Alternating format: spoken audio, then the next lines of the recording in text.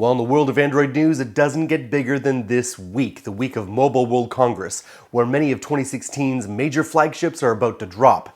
And not only that, but Huawei claims that they're going to be the #1 smartphone manufacturer on the planet, overtaking Samsung and Apple. And LG has made some pretty risky changes. The question is, are those risks going to pay off?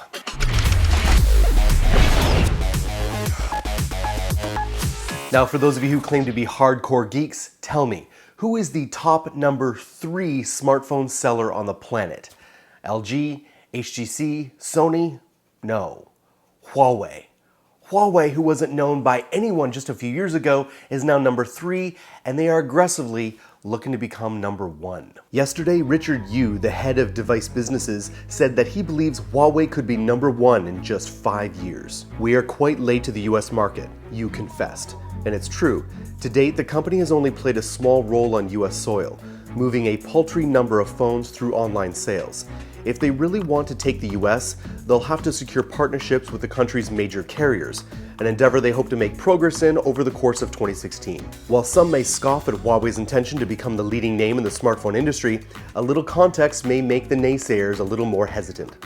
As you pointed out, during a meeting in Barcelona this past weekend, 4 years ago, no one knew who we were, even in China. The company has vaulted to the upper echelons of the mobile world in just a few short years, although the path gets steeper and the air thinner at those heights. Huawei may just have the momentum to carry themselves all the way to the top. How could that happen, you ask? Well, by focusing on where Samsung and Apple are not as strong, and that's the mid-tier and entry-level markets. Now you're thinking, Jayce, Samsung has great mid-tier options. Yes, they do, but as the market matures, it's very hard to beat a phone that's good enough at a cheaper price. And the Chinese manufacturers are masters at doing that. Huawei has proved it time and again. Now it's time to talk about the G5, and it's made a splash. LG just took the wraps off the new G5, and it's probably the most ambitious device in the series. This phone is LG's big bet, a high-stake gamble that might define its future in the market that's increasingly hard to impress.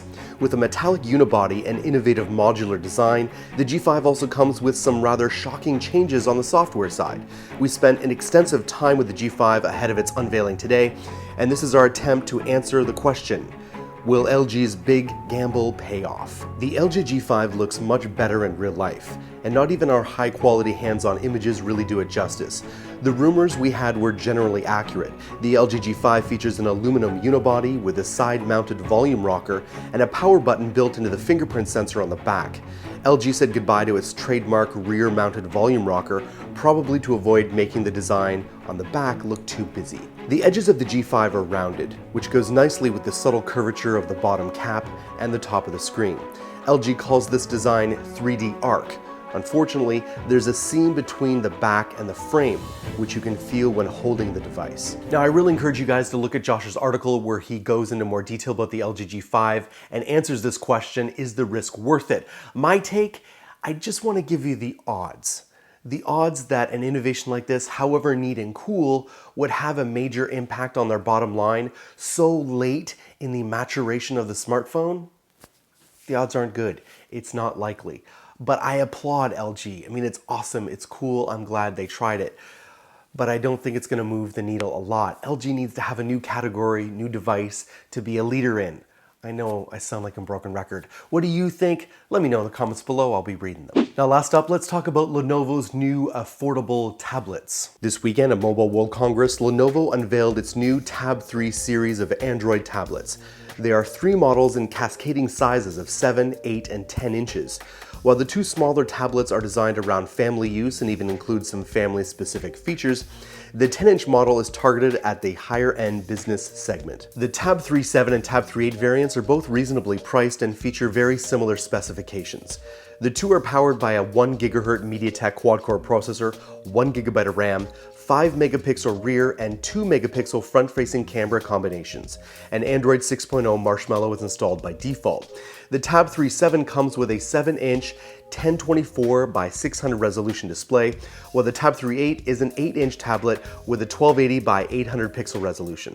Both are also IP52 rated for protection against the odd splash of water. There are very few other hardware differences between the two, however.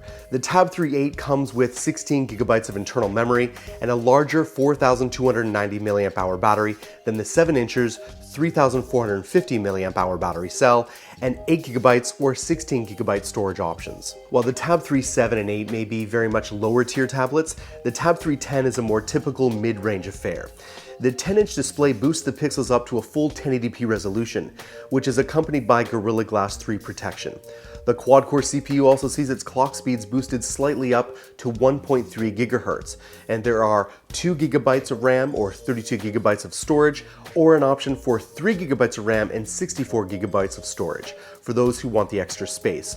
The Tab 3.10 packs a meaty 7,000 mAh battery, an 8 megapixel rear cam, and a 5 megapixel front-facing cam, with twin Dolby Atmos speakers, NFC, and GPS capabilities. The tablet is also IP52 rated for some water resistance and features Android for Work software for those who are looking for a little extra productivity out of their tablet. Now you guys should know that our Android Authority team over at Mobile World Congress in Barcelona are basically not sleeping this week. They are shooting, editing, writing, rinse and repeat. So be watching the channel. New shows are going to drop regularly throughout the day. Don't forget about my other brothers and sister in Android who are working super hard to be your source for all things Android. See you soon.